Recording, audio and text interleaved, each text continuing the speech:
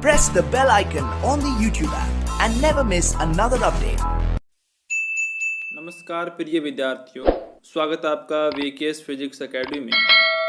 आज हमारे कक्षा 10 के लेक्चर नंबर 10 में हम पढ़ेंगे विद्युत धारा का ऊष्मीय या तापीय प्रभाव क्या होता है।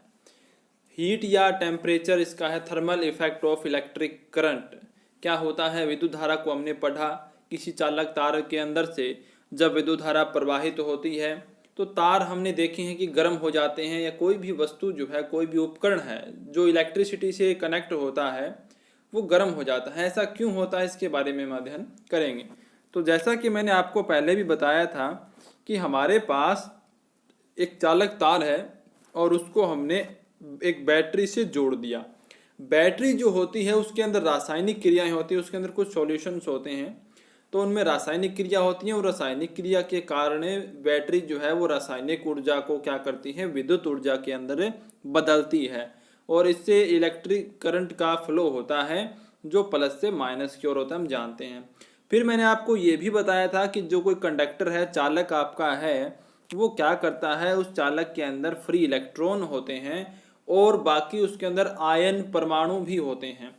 तो जब करंट के प्रवाहित होने पर वो इलेक्ट्रॉन गति करते हैं तो इन आयनों के साथ क्या करते हैं, वो टक्कर करते हैं। इस टक्कर के कारण क्या होता है कि वहां पे हीट पैदा होती है, वो चालक तार है वो क्या हो जाता है, गर्म हो जाता है। यही वजह होती है इनकी। आइए अब इसको विस्तार से पढ़ते हैं कि जब किसी बैटरी द्वारा चालक में धारा प्रवाहित करते हैं तो बैटरी की रासायनिक ऊर्जा विद्युत ऊर्जा में बदलती है।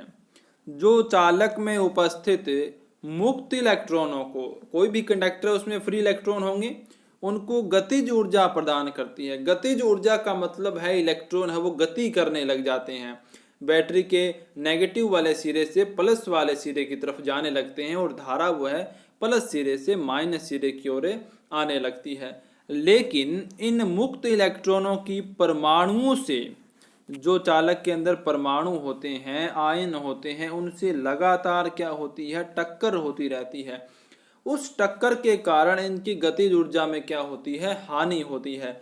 यानी इलेक्ट्रॉन है वो जा रहे हैं, गति कर रहे हैं और गति करते हुए वो उन परमाणुओं से, आयनों से टकराते हैं तो उनकी गतिज ऊर्जा जो है, जिस कारण से वो गति कर रहे हैं चालक में, उनमें कमी आती है। और जब आपस में टकराते हैं तो उस गतिज ऊर्जा में कमी जो है वो ऊष्मा के रूप में प्रकट होती है, जिससे चालक तार गर्म हो जाता है और वो ऊष्मा जो है वो हमारे वातावरण में रिलीज हो जाती है।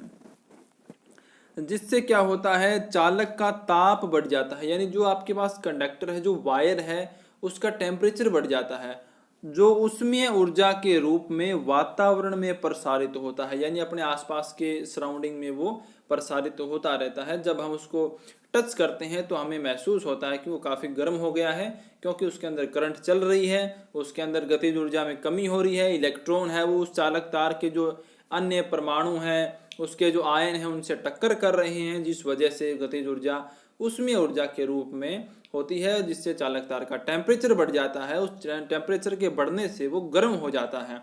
जिस प्रकार से हमने अपने घरों में भी देखा होगा कि अपने पास कोई पंखा, कूलर जो भी है, जब वो चलते हैं तो उनकी मोटर जो है गर्म हो जाती है। आप के कुछ देर मोटर या पंखे जो है उनको चला करके, बंद करके आप उसको टच करके देखिए तो आपको पता लगेगा कि वो गर्म हो जाते हैं। और ऐसा प्रत्येक उस उपकरण के साथ होता है जो उपकरण करंट के फ्लो होने से चलता है। यानी कि उन सभी में ऊष्मीय ऊर्जा जो है वो बहती है, ऊष्मीय ऊर्जा प्रसारित होती है। सभी के अंदर मटेरियल जो भी बने हैं, सभी में एटम्स हैं, परमाणु हैं, सभी में जहाँ पे इलेक्ट्रॉन फ्लो होंगे वहाँ पर ऐसा ही होगा। अब इसको समझने के लिए हम एक ऐसा विद्युत परिपथ लेते हैं जिसमें बैटरी के साथ एक विशुद्ध प्रतिरोध जुड़ा हो। विशुद्ध का मतलब है सिर्फ और सिर्फ अपने को एक प्रतिरोध जोड़ना है और इसमें कुछ नहीं जोड़ना।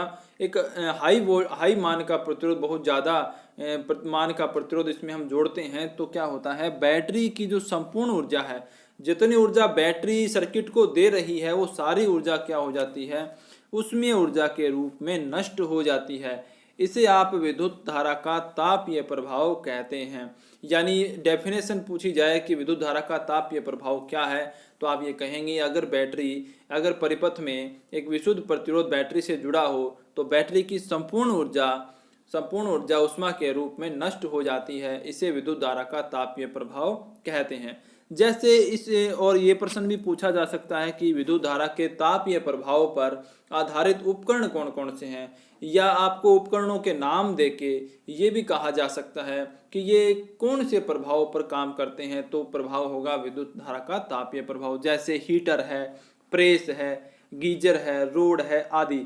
हीटर हम जानते हैं कि अभी तो डिजिटल हीटर आ चुके हैं। पहले अपने पुराने ज़माने में क्या होता था, डायरेक्ट स्प्रिंग टाइप के प्रतिरोध होते थे, उनके ऊपर हम चाय पानी गर्म किया करते थे। प्रेस तो अभी भी वही है, पहले भी होती थी। गीजर जो है पानी गर्म करने के लिए यूज होता है। रोड जो होती है उससे भी हम पानी गर्म करते हैं। इनके डायग्राम यहाँ पे दिखाए गए हैं, आप इनको देख सकते हैं। ये एक रोड है और ये जब आप सर्किट में डाल के इसको यानी अपने बोर्ड के अंदर इसको लगा के स्विच ऑन करते हैं, तब इसके अंदर इतनी ज़्यादा करंट आती है और ऊष्मा इतनी ज़्यादा होती है कि ये पानी को गर्म कर देती है कुछ ही देर में। तो ये जो मटेरियल है, ये मटेरियल हाई विशुद्ध प्रतिरोध होता है, जो क्या करता है उस करंट को रोकता है। उस करंट को जितना ज़्यादा ये रोकेगा उतना ही ज़्यादा वो गर्म होगा और हीट इसमें प्रोड्यूस होगी, जो पानी गर्म करने के लिए काम में आता है। बिल्कुल इसी सिद्धांत पे अपनी प्रेस काम करती है। उस प्रेस के अंदर भी क्या होता है, हाई रेजिस्टेंस होता है, उच्च प्रतिरोध होता है, विशुद्ध प्रतिरोध होता है, जिससे इसके अंदर जो करंट आती है बोर्ड से, वो करंट जो है वो ऊष्मीय ऊर्जा के रूप में इतनी बदल जाती है जिससे ये इतनी ज़्यादा गर्म हो जाती है और हम वस्तुओं पर प्रेस कर पाते हैं। हीटर जो है इस प्रकार का हीटर पुराने ज़माने में होता था, देखा होगा आपने। इसमें इस प्रकार से कुछ स्प्रिंग सी होती हैं। ये स्प्रिंग इतनी ज़्यादा लाल कलर की हो जाती हैं, रेड हो जाती हैं, इतना ज़्यादा ये रोकती हैं उस करंट को कि इनके अंदर क्या होता है, बहुत ज़्यादा ये गर्म हो जाती है, हीट हो जाती हैं, और इसीलिए इसका नाम है हीटर। फिर है अपना एक गीजर पानी गर्म करने के लिए काम में आता है, हम जानते हैं। इसके अंदर भी यही प्रोसेस है, ये करंट को रोकता है, रोक के जब बहुत ज़्यादा हीट पैदा करता है, जिससे इसके अंदर जो पानी आता है उस पानी को ये गर्म करता है, वो पानी दूसरी नली से बाहर निकल जाता है। तो ये कुछ उपकरण थे जो उसमें जो अपना जो तापीय प्रभाव उस पर काम करते हैं। अब जो तापीय प्रभाव है उससे उत्पन्न ऊष्मा का मान कैसे ज्ञात करें, यानी जो इस प्रभाव से, ऊष्मीय प्रभाव से, तापीय प्रभाव से जो हीट प्रोड्यूस होती है उसका मान कैसे ज्ञात किया जाए। तो इसके लिए हमें क्या करना होगा, हम मान लेते हैं कि एक विशुद्ध प्रतिरोध को बैटरी से जोड़ दिया गया। हमने एक सिर्फ प्रतिरोध को जोड़ दिया गया बैटरी से, जिसका प्रतिरोध क्या है, कैपिटल आर है। हम जानते हैं कैपिटल आर प्रतिरोध होता है। यदि टी समय में तार में Q आवेश प्रवाहित होता है, Q है आवेश को हमने लिखा कैपिटल Q से यहाँ पर, तो उसके सिरों पर उत्पन्न विभवांतर है V। यानी आपको याद रखना है कि एक कैपिटल R प्रतिरोध यहाँ पे जुड़ा हुआ है, T समय के अंदर Q आवेश उसमें से प्रवाहित होता है और उस प्रतिरोध के सिरों पर विभवांतर जो है वो क्या है, V है। फिर मैंने पहले वीडियो में हमने बात की थी विभव की। विभव बराबर क्या होता है, कार्य बटे आवेश होता है। तो वहाँ से अगर कार्य का मान ज्ञात करें, कार्य क्या कि जैसे इलेक्ट्रॉन है वो टक्कर कर रहे हैं परमाणुओं से, आयन से, लेकिन बैटरी को तो इनको इस साइड में ले जाने के लिए काम करना पड़ रहा है। तो वो काम किसके रूप में बदल रहा है, वो सारा काम कार्य जो है वो ऊर्जा के रूप में चेंज हो रहा है। तो हमें वो काम निकालना होगा, वो कार्य निकालना होगा कि किया गया कार्य क्या होगा। कार्य होगा आवेश इंटू विभवांतर, क्योंकि विभवांतर या विभव बराबर होता है कार्य बटे आवेश फॉर्मूला। तो यहाँ से हम पक्षांतन करके कार्य का मान ज्ञात कर लेंगे। कार्य बराबर आ जाएगा आवेश इंटू विभवांतर। कार्य को हमने लिखा W से, आवेश को लिखा Q से, विभवांतर को लिखा V से। तो W बराबर आया QV। फिर हम जानते हैं कि जो धारा होती है, धारा वो होती है आवेश बटे समय, और यहाँ यानी कि आवेश बटे समय Q/T बराबर होता है I धारा, और यहाँ से Q का मान निकालो तो I इंटू क्या हो जाएगा, T हो जाएगा। तो यहाँ पर Q बराबर क्या हो गया, IT। अब मैंने ये Q का मान रख दिया यहाँ, तो W बराबर आ गया IT इंटू V। ये आ गया धारा के पदों में कार्य। अब हम जानते हैं कि ये जो कार्य है वो इलेक्ट्रॉनों की परमाणुओं से टक्करों के कारण ऊर्जा में बदल जाता है। यानी ये बैटरी जितना काम कर रही है इलेक्ट्रॉन को एक स्थान से दूसरे स्थान तक भेजने के लिए, वो सारा कार्य इलेक्ट्रॉन जब परमाणु आयनों से टक्कर करेंगे तो वो सारा जो वर्क जो है, वो सारा उनकी जो गतिज ऊर्जा जो है वो सारा जो है उसमें ऊर्जा के रूप में बदल जाता है। इसलिए हम ऊर्जा को, उष्मा को हीट से डिनोट करते हैं, इंग्लिश में H से इसको लिखा जाता है। तो W को हम H से डिनोट कर देंगे, क्योंकि वो वर्क जो है वो W जो है वो किस में चेंज हो जाता है, हीट में चेंज हो जाता है। इसलिए T समय में उत्पन्न ऊष्मा, किसी टाइम T में उत्पन्न ऊष्मा क्या होगी, H बराबर IVT, यानी जो W था यहाँ पर आपने देखा फॉर्मूला अभी, ये जो W था इसकी जगह हमने क्या लिख दिया, H लिख दिया, क्योंकि ये वर्क ही किस में चेंज हो जाएगा, हीट में चेंज हो जाता है। अब फॉर्मूला आ गया H बराबर IVT। अब हम आगे देखते हैं कि ओम का नियम हम लगाते हैं, और IV यानी V बराबर क्या होता है, RI होता है।